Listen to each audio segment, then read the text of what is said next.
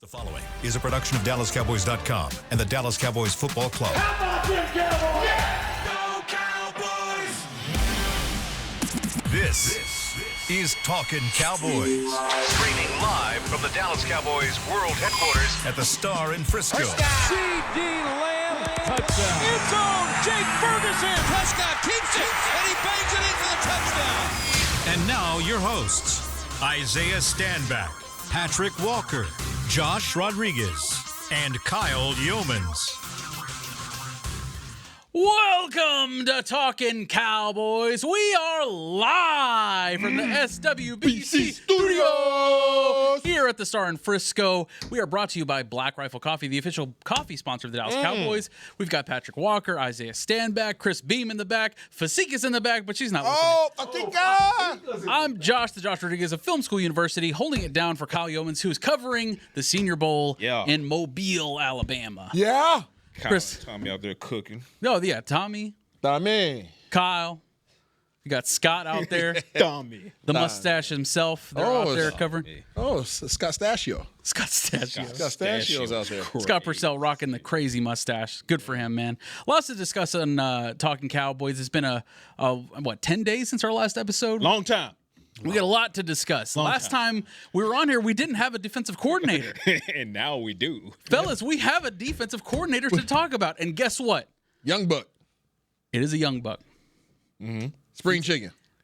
Fresh mind. Fresh face. Fresh meat. And Fresh coverage. from a rival team, no less. Magnificent. So you made the Eagles lesser, and you pick up a young man. And then if he becomes a head coach, you also get draft picks. It's a lot. Not too shabby. And I think people like this guy. Guys, we got to talk about Let Shotty cook. Christian Parker, defensive coordinator.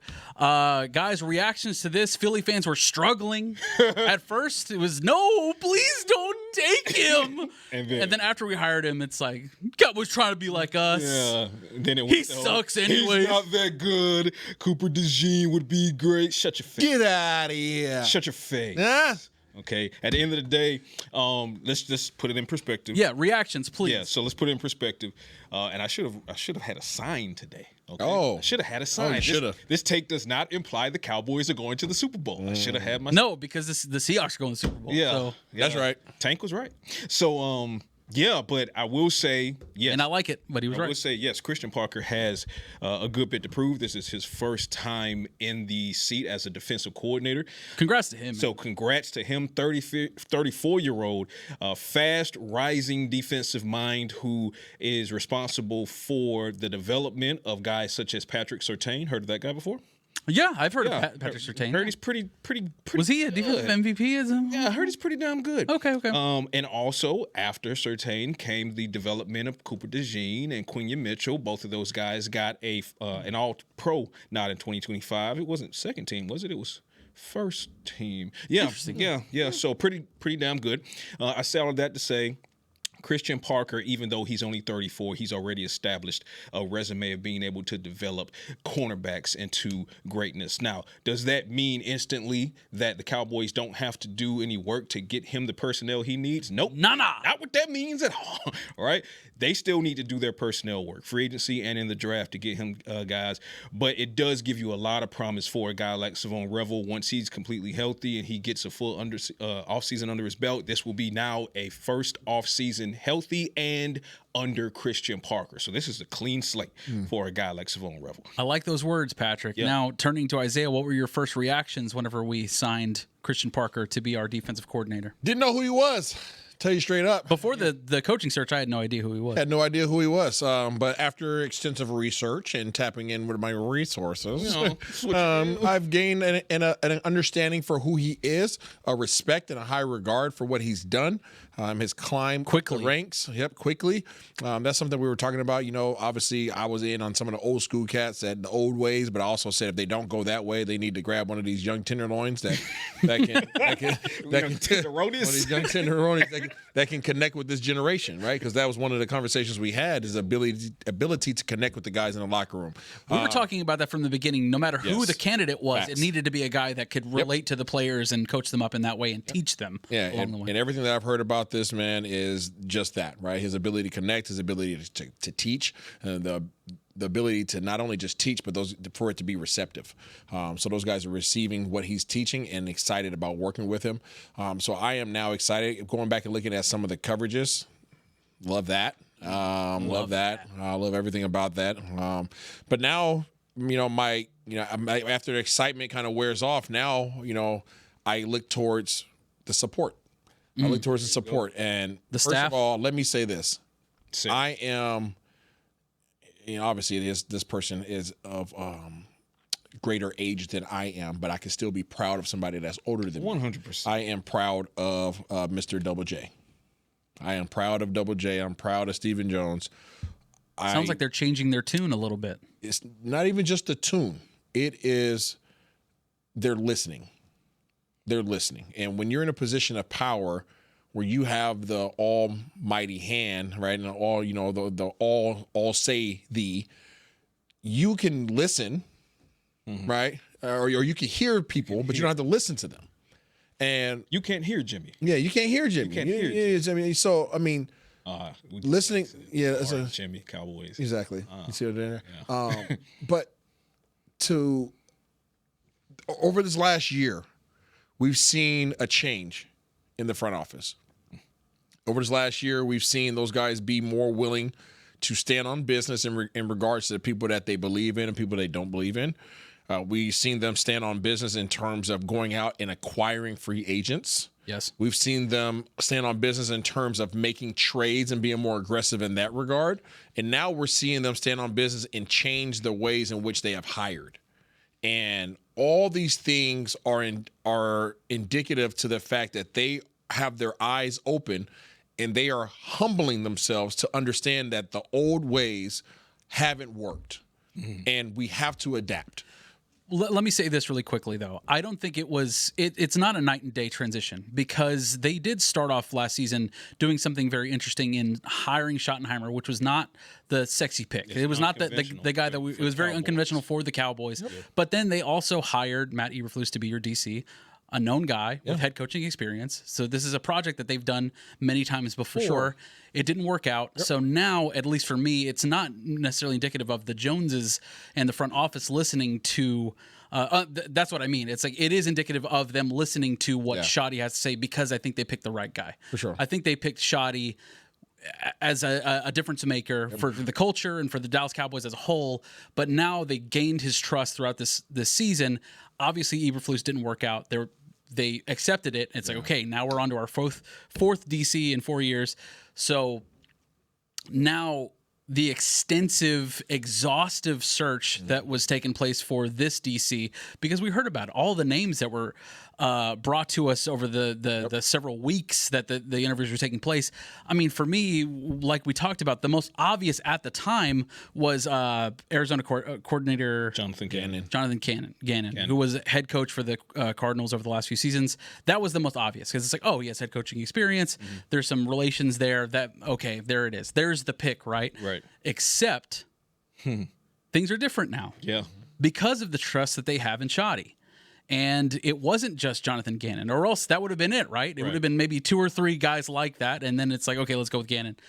It was an extensive search, an exhaustive search. That word has been used quite a bit by the front office, by Will McClay, by Stephen Jones.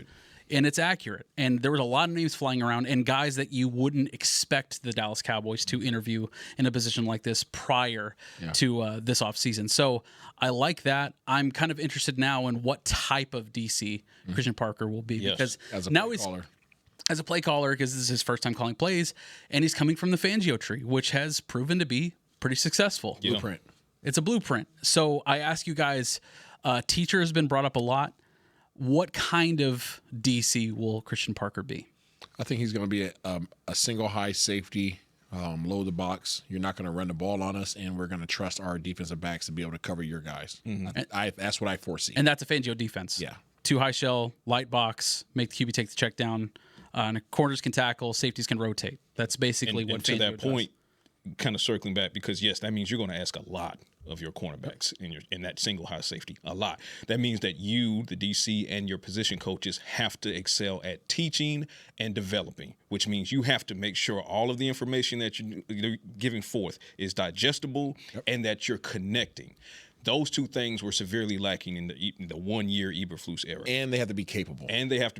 So that goes back to what I said initially. Does this mean instantly that Christian Parker is going to solve all the issues? No. That means we'll see if he's the right guy for the job. But feels as if he is. Yeah. He is proven. He's a fast riser, but you have to get him the pieces. You have to get him the personnel. If those two things jive up well and you get these position coaches lined up the right way, we're seeing some real interesting names coming down the pike as far as these interviews for these position coaches. And that's another thing. You could see the Schottenheimer and now the Christian Parker effect on let me build this defensive staff as I see fit, and I can get some things done for you.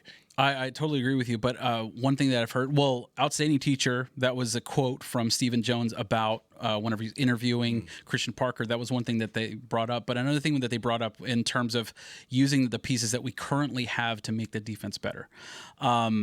At the end of the day, this is from Stephen Jones, at the end of the day, it was Christian's vision, the wrinkles he can bring that would fit the pieces we have in place.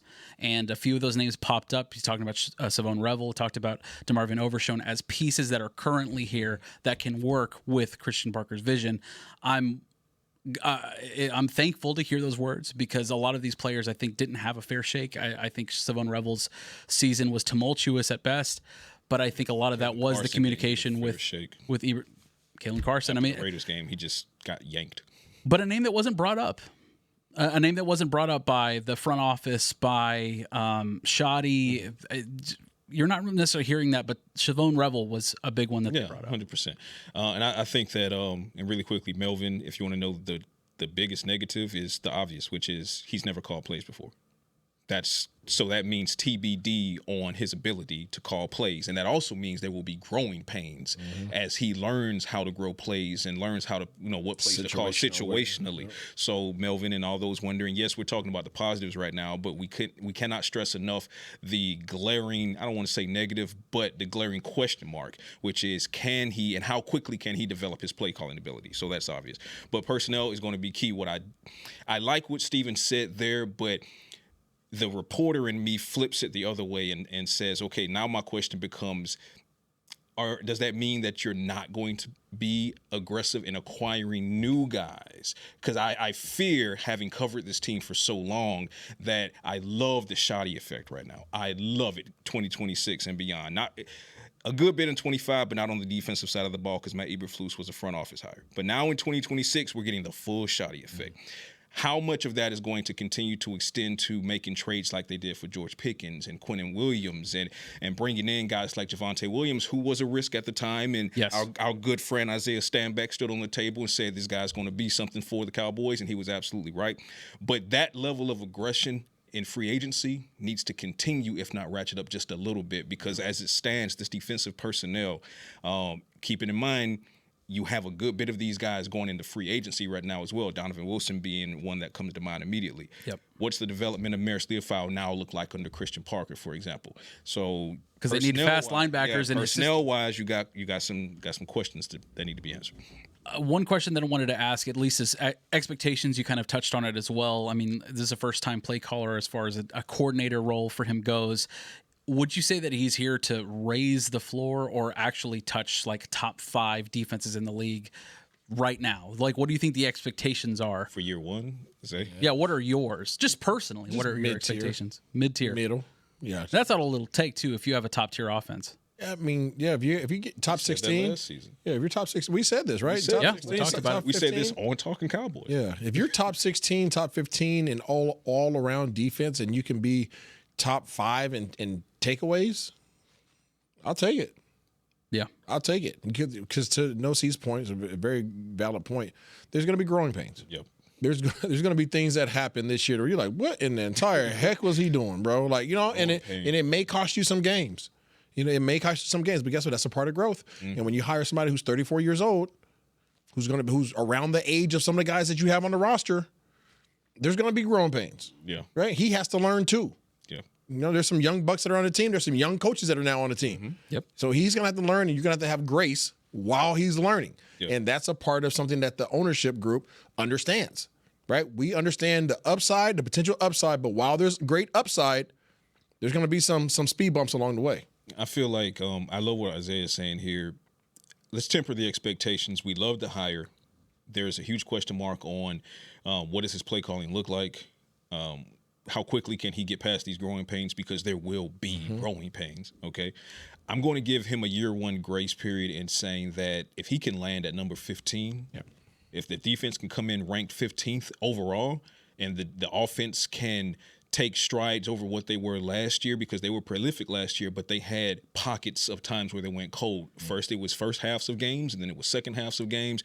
In a large part due to the defense. In large part due to the defense. But if Shotty can learn from his growing pains, because Shotty had growing pains as well last year, if the offense can become better, you give them a mid-tier defense in 2026, you're in the playoffs. And possibly at the divisional round, maybe a conference. I don't know. But what I'm saying is a 15th ranked defense, I think, is very possible if they finish building the staff out the right way and they attack free agency and the draft the right way to give Christian Parker the support and the personnel. I'm all about the position coaches right now. And speaking of, there are a lot of names floating around, a lot of interviews taking place, and they're trying to fill out that defensive staff. When we come back, we need to discuss those names. Do it. Give me those names. More Talking Cowboys after these messages. How's it going? You see that Cowboys game? Oh, I watched. Been seeing some good things. Totally. They have some talent. Yup, some great talent. And they got some fight. Hoping this is the year. Me too. Oh, I'm Cody, by the way. I'm Travis. Nice to meet you, Travis. Go Cowboys. Go Cowboys! Make a new friend based solely on their shirt choice. What would you like the power to do? Bank of America, the official bank of the Dallas Cowboys. Copyright 2025 Bank of America Corporation. Cowboys fans, we've got big news. Black Rifle Energy is now available at Texas 7-Eleven stores. And for a limited time, you can score 2 cans for just $6 at participating locations. These cans pack a serious punch, 200 milligrams of caffeine, veteran-crafted flavor, and the clean energy you need to power through those long days. So the next time you roll into your neighborhood 7-Eleven here in Texas, grab that 2 for $6 Black Rifle Energy deal and fuel up the American way. Black Rifle Coffee, America's coffee. Every day begins with a promise to work hard and to build a future. That's why we're here, providing the tools, expertise, and John Deere equipment you have relied on for generations to help you get the job done right. We're with you. That's our promise to you, because no matter the project or the challenge you're facing, We're with you. We're united. At AT&T, we guarantee our network so you can talk college football with your BFF while taking Buster to the vet. Hey, yeah, I can't believe he ate the whole thing of chicken wings. And I can't believe we're staging a comeback. Touchdown! Yes! Staying connected matters. That's why in the rare event of a network outage, you'll automatically get a bill credit for a full day's service. For wireless downtime lasting 60 minutes or more caused by a single incident impacting 10 or more towers, must be connected to impacted tower at onset of outage. Restrictions and exclusions apply. See att.com/guarantee for full details. Back to Talkin' Cowboys.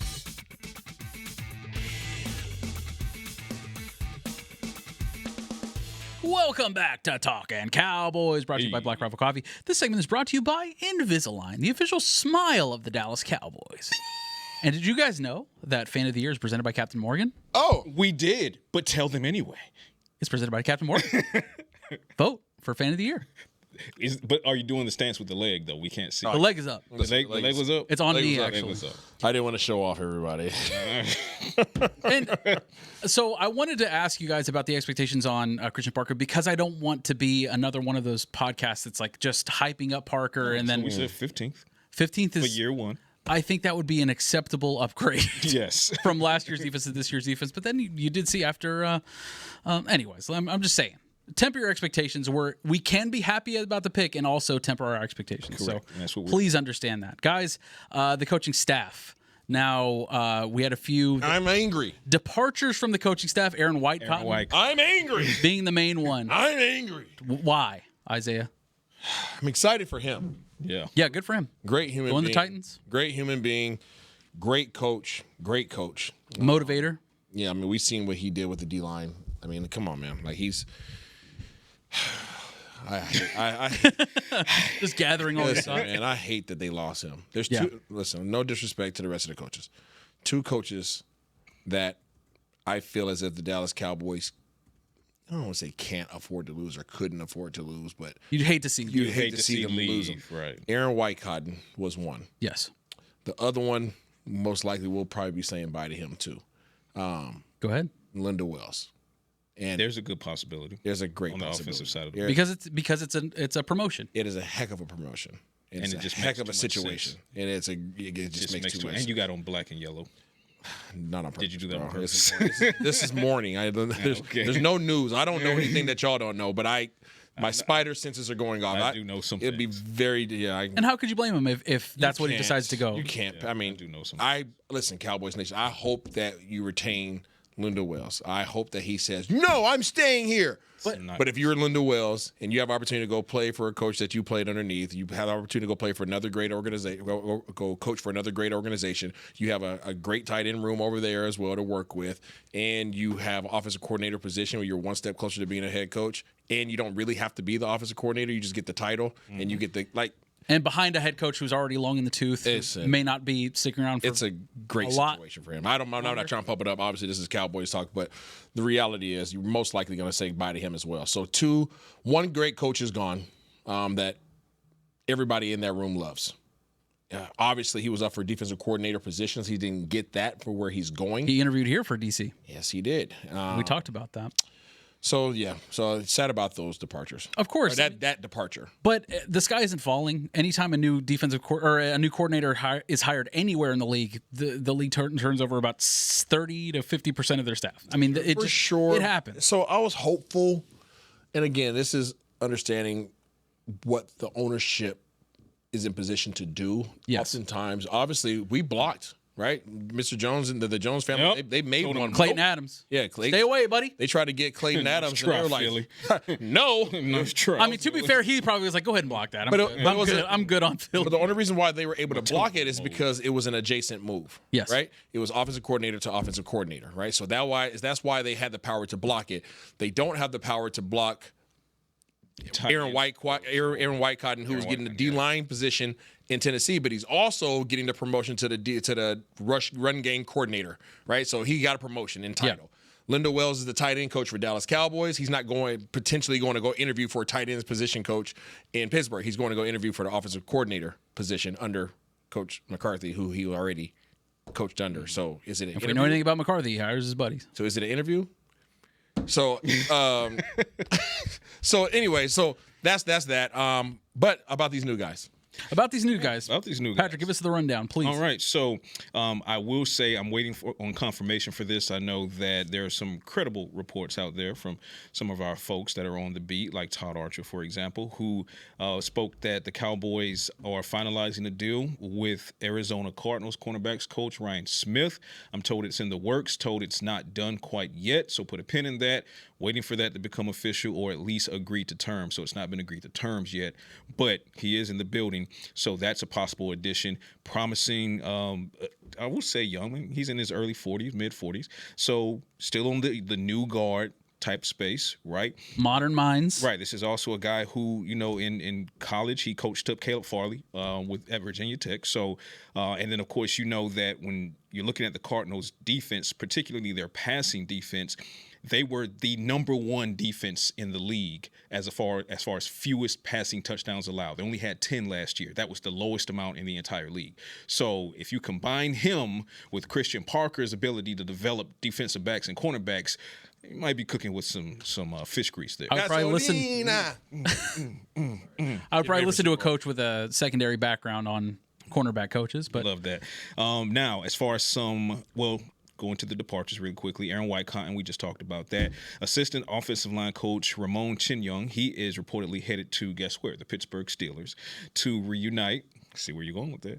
To reunite with Mike McCarthy. So Cowboys need to handle that on the offensive side of the ball and potentially Lunda Wells' vacancy if Lunda takes that job. Now, as far as going back to defense, pending, these are the guys who are being interviewed. Zach Orr, Ravens defensive coordinator, he was interviewed in the defensive coordinator process for the Cowboys. Correct. Seen in the building multiple times.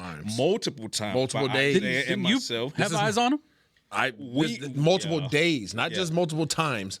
Multiple days. Multiple days. He and his family, his significant other, and their beautiful young child, they were in the building. multiple days during the defensive coordinator search, to the point where I figured that he was going to end up being a front runner, for sure. Right?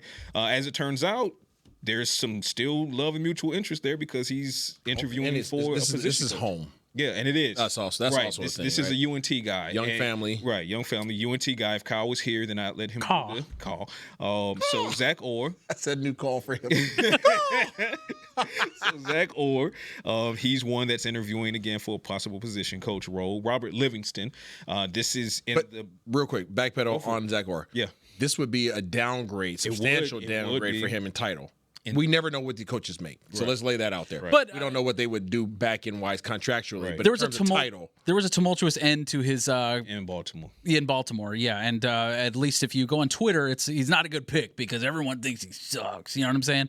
That in terms of Twitter talk. Right. But then again, this is a well-respected coach in the Yes, NFL it is. that. I mean, the Ravens are always expected to be top 5 defenses in the league, so I think you got to give this guy some grace. And nothing went right for the Baltimore And not Ravens just that, but also the reality of it is we talk a lot about how sometimes a head coach is better served as a coordinator. Right, not every coordinator needs to be a head coach. Well, not every position coach needs to be a coordinator. And then sometimes a coordinator might be in a situation that's non-conducive for them, be it personnel or ownership or whatever, and then they kind of downgrade to a position coach, and that's a better fit, and they rebuild themselves, and they end up in a coordinator role in the next couple of years after that. And again, I bring this up again. I don't know this man's family, but I do know that the baby was in a stroller, right? Yeah. Young family. Mm-hmm. Maybe he doesn't want all the responsibilities of being a coordinator. It's a lot comes with it. A lot more time. I'm just speculating, but yeah. I'm speculating. I'm looking at But it. it's a reasonable speculation. This is we're fathers. Conversation. Time matters. So Robert Livingston, going back to him really quickly, the defensive side of the ball, this feels like the Connor Riley move. Right, because Robert Livingston will be coming from Colorado as a defensive coordinator. The only difference is Livingston actually has a little bit of NFL experience before he went to Colorado. But the fact is, if he comes on board, then Shotty and the Cowboys and Parker are pulling him from the collegiate ranks. What position group? Good question. Good question. Same with Zach Orr, TBD. I thought Zach Orr was for linebackers. That's what I heard. You might be right. I'll double check that because he's not the only one. Ronell Williams, assistant linebackers coach for the Eagles. We talk about poaching Eagles defensive coaches. We got Christian Parker in the building. Joke's on you. Well, apparently they're not done because Christian Parker reached back and said, hey, let's see if we can get Ronell Williams, the Eagles assistant linebackers coach, in the building as well. So the reason Parker be listening to that Drake. I'm telling you. Call me on my cell phone. Hotline bling. Yeah. So that's why I say put a pin in, because I heard the same thing you heard about Orr, but I'm curious as to, because I feel like if it's a lateral move, the Eagles are going to be pissed off enough to say, no, we couldn't block you on Parker. Yeah. We're not letting you take Ronell Williams from assistant linebackers coach to assistant linebackers coach. There has to be a promotion there involved somewhere. Yeah. And if he is coming in as linebackers coach, then I don't see Zach coordinator. Right. I don't see Zach Orr going from DC to assistant linebacker, anything. So it'll be interesting to see how that works out. Marcus Dixon, Vikings defensive line coach, his contract ended at the start of this offseason. He was in the mix a little bit for defensive coordinator, still in the mix for defensive line coach, especially now that Aaron White Cotton is out of the building. So recap, Zach Orr, Robert Livingston, Marcus Dixon, Ronell Williams, all being interviewed for position coaching roles. My ex-teammate, dog. Ryan Smith is, I'm told, nearing a finalization of a contract to become the Cowboys' new cornerbacks coach under Christian Parker. So those are your updates. A lot of moving pieces, so just stay tuned as we get new information. And Marcus Dixon is a fast-rising coach, and he's my ex-teammate. I was going to say, tell the people what you texted me. Yeah, MD. Tell them what you texted Marcus Dixon was my teammate here in Dallas. I believe it was like in 2008. He was my teammate. Big fella. Damn. Young. Young, obviously, same age as me. Energetic and can really connect. And he's a real one. He's one of those straight shooters. And when you have a coach that's played it, and he had a solid career too. I think he played for the Jets and moved around a little bit, but he played a position. He can connect. He can talk to these cats. He can meet them where they're at. He can talk to them in a way that older guys can't necessarily talk to them with, at and be respected and received. So he's that seems like a reoccurring theme with this coaching staff. Listen, my last time seeing him, I saw him on the field when we were doing a pregame show against the Vikings, and he was walking around the field, and I was like, MD. He was like, man, what's what's up? Man, there's just instant connection. Just it's always good to see old teammates doing well in terms of the coaching ranks, but I love hearing his name affiliated with the Cowboys again. That's great, man. Okay, let's take our last break. When the coaching staff is solidified from a personnel standpoint, how does free agency and draft strategy change? We need to discuss these things more. Yes, Talking Cowboys when we come back. At AT&T, we guarantee our network so you can talk college football with your BFF while taking Buster to the vet. Hey, yeah, I can't believe he ate the whole thing of chicken wings. And I can't believe we're staging a comeback. Touchdown! Yes! Staying connected matters. That's why in the rare event of a network outage, you'll automatically get a bill credit for a full day's service. For wireless downtime lasting 60 minutes or more caused by a single incident impacting 10 or more towers, must be connected to impacted tower at onset of outage. Restrictions and exclusions apply. See att.com/guarantee for full details. Cowboys fans, we've got big news. Black Rifle Energy is now available at Texas 7-Eleven stores. And for a limited time, you can score 2 cans for just $6 at participating locations. These cans pack a serious punch, 200 milligrams of caffeine, veteran-crafted flavor, and the clean energy you need to power through those long days. So the next time you roll into your neighborhood 7-Eleven here in Texas, grab that 2 for $6 Black Rifle Energy deal and fuel up the American way. Black Rifle Coffee, America's coffee. If you shout, "How about them Cowboys?" you have that undeniable passion that's the heart of Cowboys Nation. And if you like to drink Dr. Pepper, you love the unique blend of its 23 flavors. Together, your one-of-a-kind fandom paired with the one-of-a-kind taste of a delicious ice-cold Dr. Pepper is the game day lineup that can't be beat. Better yet, gather your Cowboys and Dr. Pepper fan friends to watch the next game and crack open a delicious ice-cold Dr. Pepper for everyone. The wins will be even tastier. It's a pepper thing. It's the official men's skincare brand of the Dallas Cowboys, Jack Black. And right now, Cowboys fans can get 15% off their $75 order. Plus, because every deal needs a playmaker, your order will include a free 5-piece skincare set and free shipping. The Jack Black Playmaker is 4 of Jack's favorites and a full-sized intense therapy lip balm. Make a play for the Playmaker at getjackblack.com/Cowboys with the code CowboysVIP. That's getjackblack.com/Cowboys with the code CowboysVIP. Back to Talkin' Cowboys.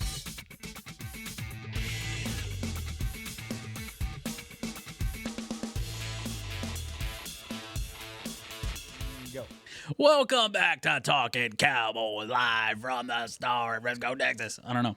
I don't know what that was. But I don't know. Just have some energy. I'm here with it. We got some energy. Yeah. We're talking strategy changes. Yeah. How does hiring Christian Parker change our draft strategy, our free agency strategy? Woo! Please tell me it gets even better from here. Well, I can tell you one thing. One of those picks are going to be a defensive player. Hey, you think so? I can tell you that much. Stephen Jones said that they're putting the board together just like they always do. They're I'm not going hearing to that. give me both of them. Both. BOFF''EM. Both of them. Both of them. I honestly, this is my honest thoughts. Please. That's all we ask for on Talking Cowboys. I believe that Mr. Jones, Stephen Jones, that is, likes to keep things in his pocket. Okay. He doesn't like to spend it, per se. If I had to guess, I think that you use your first round draft pick, and you trade away your second to acquire more picks. Because I think that what you were just hearing, what you were communicating to us there, No C, in regards to Stephen Jones talking about using what we have, and like you continue to hear the language, right, in terms of, hey, like, I don't want to spend it, but hey, how about we utilize what we already got in the crib? It's already in the refrigerator. We got food at home. We got food at the crib. McDonald's. We ain't going out to eat. You know what we have at home? Pie. Yeah.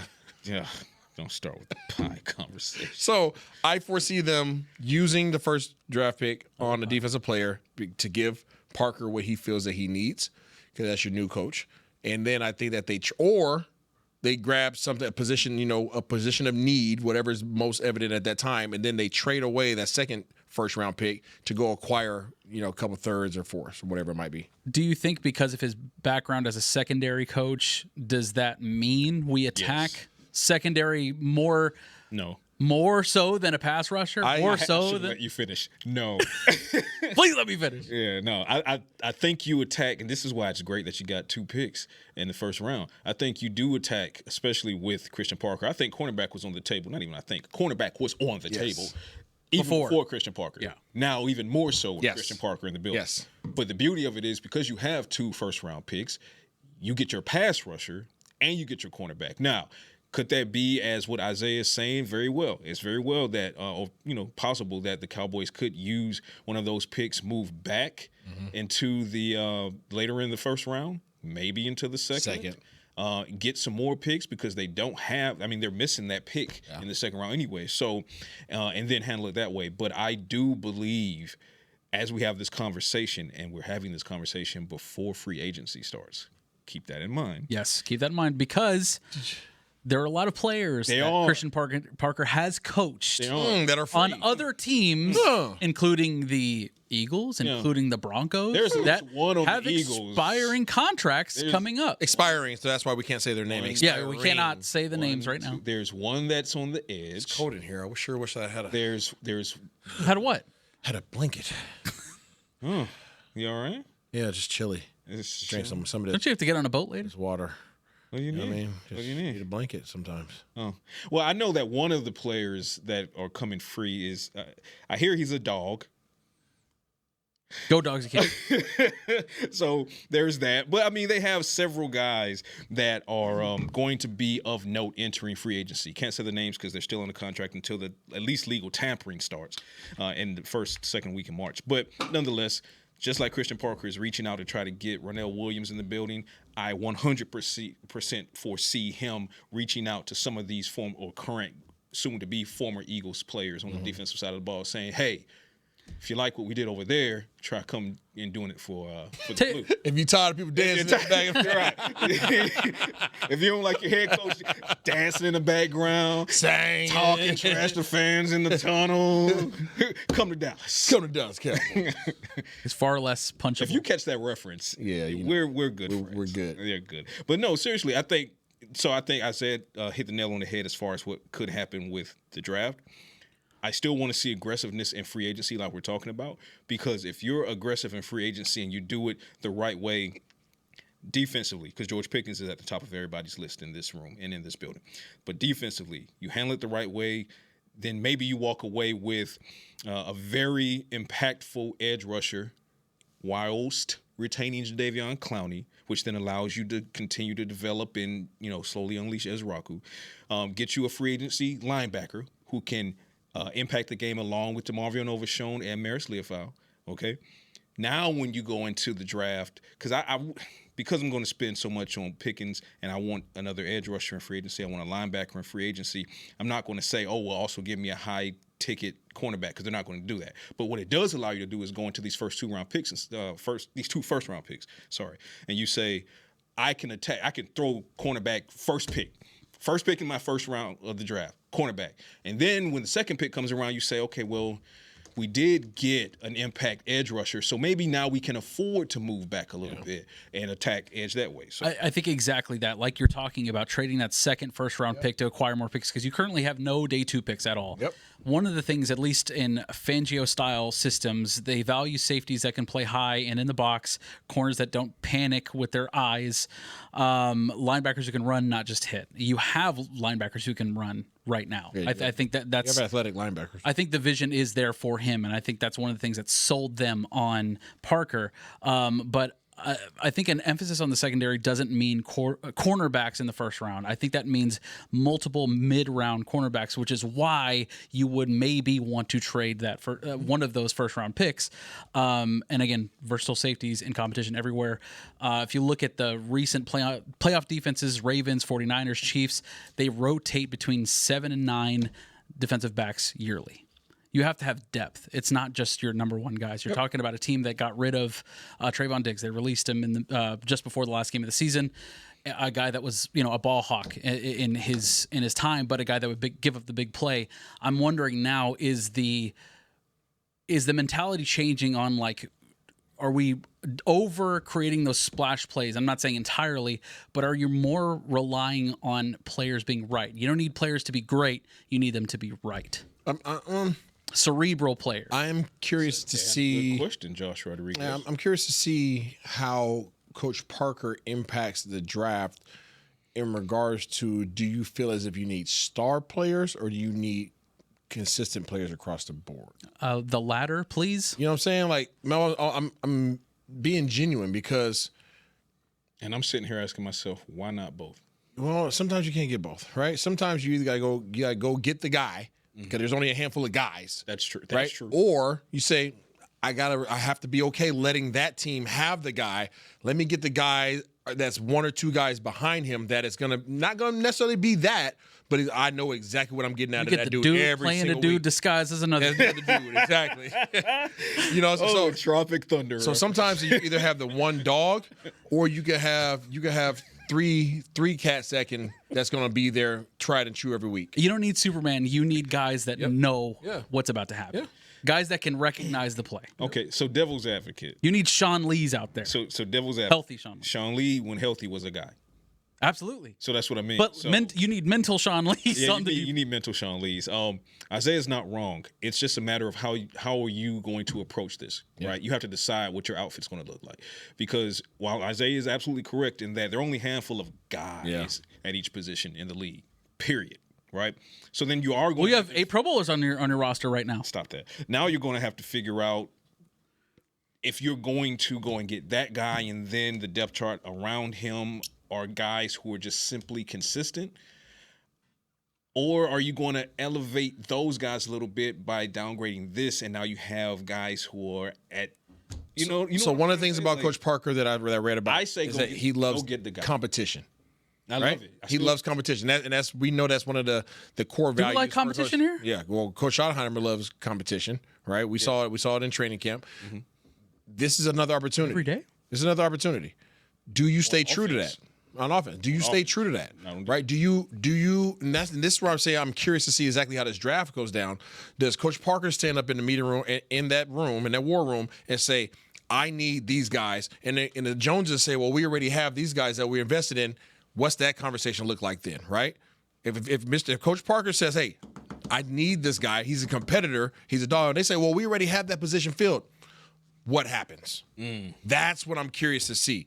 I can't wait to see the picks because that's going to give you a peek behind the veil in regards to who's really running the show. Not necessarily who's running the show, right? But like, are they going to continue to listen? Yeah. Right. Or is that going to be a situation where there is resistance? You know what I'm saying, and pushback. But they're like, "Oh, okay, I've given on a lot. Now I'm not giving on this." All right. So here's the thing, though. The Cowboys over the past several seasons, and when I say over the past several, I'm going. Let me reach back into the Jason Garrett era for a minute. When you're looking back at the Jason Garrett era, a lot of the reasons the Cowboys were finishing 8-8 was because outside of having a guy, a dude, an animal here and there, you had positions that didn't have a guy or that dude. Now, fast forward through Mike Nolan, through Dan Quinn, who had an excellent defense with the exception of it couldn't stop the run. And then Matt Eberflus and Mike Zimmer, not so much. You're going into 2026, you look at this roster and look at who's going into free agency from all the teams, including this one, and you say, okay, at defensive tackle, do I have a guy? Yes. You got at least two. You got two. Without re-signing Jadeveon Clowney, because that deal's not done as we have this conversation, at defensive end, do you have a guy? No. Because you don't know where Ezraku is yet. So you don't. At linebacker, do you have a guy? No. Guy? You have a guy with an asterisk. With an asterisk. You have a guy with an asterisk. We'll see when he gets a full offseason. Okay. So the answer is fair. Defensive but back. But right now, I would say no. Defensive back. Keep in mind, you need to be concerned about Deron Bland's foot. No. So no. At safety, do you have a guy? No. You need to get guys. Yeah. That's where I'm at with it. You need to get guys. And I don't disagree with you, but again, my thing is from the management standpoint, if you've invested in guys, right? For instance, take the cornerback position. We just signed Deron Bland to an extension. We just drafted Revel. We drafted Carson the year before. If he comes out and says, I need to draft 2 corners, what is the response by the upper management? If he comes out and says, "Hey, I need more linebackers," they're like, well, we just got Leah Fowl and we just got Overshot. No. I need this. Are they going to listen? I think it's indicative if they draft a safety. Yes.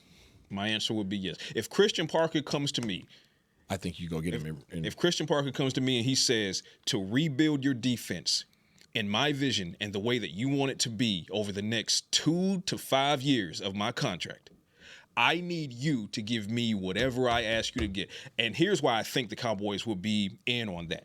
Because pre-Dan Quinn, personnel acquisition-wise, looked much different than when Dan Quinn got in the building. The Cowboys didn't approach, attack, or bring in the defensive tackle position like they should have. But then here comes Aaron White-Cotton. Oh, and all of a sudden, not only do you trade Micah, which you may or may not have done anyway, but you trade him for Kenny Clark. And then a few weeks later, you go and get Quinnen Williams. So that's, to me. They're listening. Yeah, they're listening. Yeah. So if Christian Parker comes to me and I'm Jerry and Stephen Jones, and he says, I need him, and him, I'm like, call him. Whatever you need, Christian. Yeah. Whatever you need. All right, fellas, that will do it for this edition of Talkin' Cowboys. We will be back next week with the full crew. Kyle will be back for more coverage on America's team. Stay tuned all day, every day on DallasCowboys.com. For Patrick, Rich, Mocha, Beamer, and Fasika, we'll see you next time. This has been a production of DallasCowboys.com and the Dallas Cowboys Football Club. How about this, Cowboys? Yeah!